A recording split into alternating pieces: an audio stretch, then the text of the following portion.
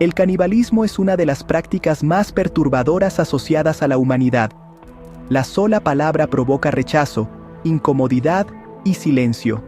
Pero lo inquietante no es que exista en la ficción o en historias extremas. Lo inquietante es que ha sido real, repetido, documentado, y en muchos casos, incomprendido. A lo largo de la historia, el canibalismo ha aparecido en culturas, guerras, hambrunas y rituales, no como un acto aislado de locura, sino como una respuesta humana ante circunstancias extremas. La ciencia y la antropología han demostrado que el canibalismo no tiene una sola causa. No siempre está relacionado con violencia. No siempre está ligado a enfermedad mental. Y no siempre surge por hambre. Para entender por qué ha existido, primero hay que romper un mito importante. El canibalismo no es un comportamiento primitivo sin sentido. En muchos casos, fue una decisión lógica dentro del contexto en el que ocurrió. Los primeros registros de canibalismo humano se remontan a miles de años atrás. Restos óseos hallados en distintas partes del mundo muestran marcas claras de corte, fracturas intencionales y extracción de médula, similares a las que se observan en animales cazados para alimento. Esto indica que, en determinados momentos, los seres humanos consumieron a otros seres humanos como parte de su dieta. La razón principal fue la supervivencia.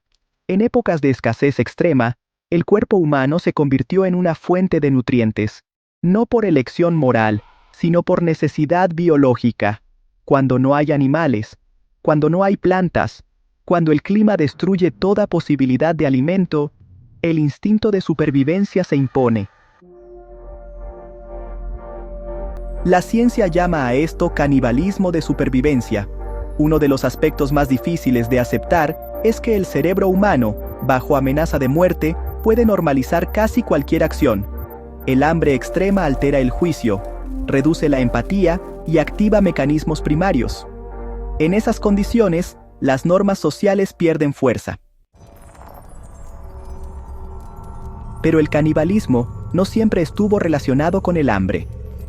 En muchas culturas antiguas, el canibalismo tuvo un significado simbólico o ritual. Algunas tribus creían que consumir partes de un enemigo permitía absorber su fuerza, su valentía o su espíritu. No se trataba de alimentos sino de poder, sino... Desde el punto de vista antropológico, estos rituales tenían coherencia dentro de su sistema de creencias. El cuerpo humano no era visto como algo sagrado e intocable, sino como un medio de transmisión espiritual.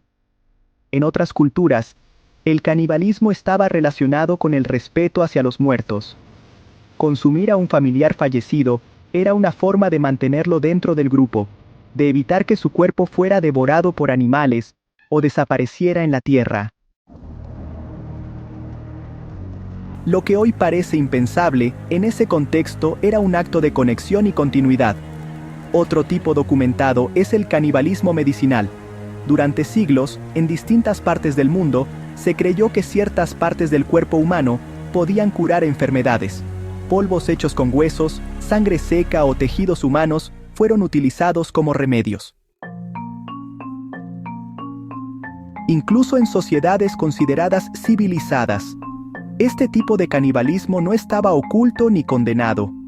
Era parte de la medicina tradicional. La ciencia moderna demostró que estas prácticas no tenían beneficios reales, pero durante mucho tiempo fueron aceptadas. Existe también el canibalismo forzado, asociado a conflictos, violencia extrema y dominación. En algunos escenarios de guerra, las personas fueron obligadas a consumir carne humana como forma de humillación o control psicológico. Estos casos no reflejan necesidad ni tradición, sino crueldad y trauma. El impacto psicológico de estas experiencias suele ser devastador y duradero. Otro aspecto inquietante es que el canibalismo no desapareció con la modernidad. en situaciones extremas del siglo XX y XXI, volvió a aparecer.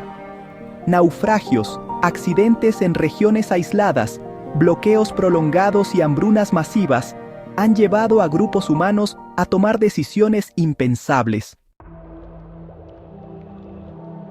La ciencia ha estudiado estos casos desde una perspectiva neurológica y psicológica.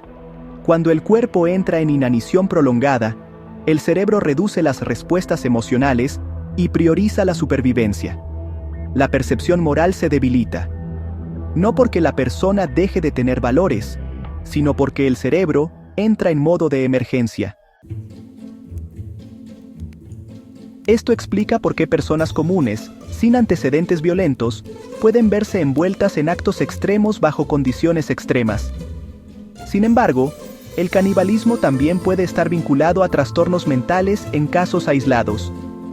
Aquí es importante hacer una distinción clara. La mayoría de los casos históricos no están relacionados con enfermedad mental. Pero existen individuos que desarrollaron conductas caníbales asociadas a psicopatías severas. Estos casos son excepcionales, pero suelen dominar la atención mediática. El problema es que crean una imagen distorsionada del fenómeno. El canibalismo no es, en esencia, un acto de locura. Es una respuesta humana posible en contextos muy específicos. La ciencia también ha estudiado los riesgos biológicos del canibalismo. Consumir tejido humano puede transmitir enfermedades graves, especialmente aquellas relacionadas con el sistema nervioso.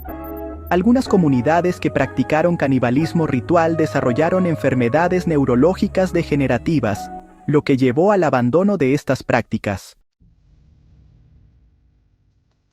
Esto demuestra que, aunque el canibalismo pudo ser una solución temporal, tenía consecuencias a largo plazo. Con el avance del conocimiento, la mayoría de las sociedades lo prohibieron por razones sanitarias, éticas y culturales. Hoy, el canibalismo genera rechazo casi universal, no solo por razones morales, sino porque la humanidad ha desarrollado alternativas para sobrevivir sin llegar a ese extremo. Sin embargo, el hecho de que exista en nuestra historia plantea una pregunta incómoda. ¿Hasta qué punto nuestras normas morales dependen de las condiciones en las que vivimos? La ciencia sugiere que muchos valores humanos no son absolutos, sino adaptativos. Cambian cuando cambian las circunstancias. El canibalismo no define a la humanidad como cruel, la define como capaz de adaptarse, incluso de formas perturbadoras.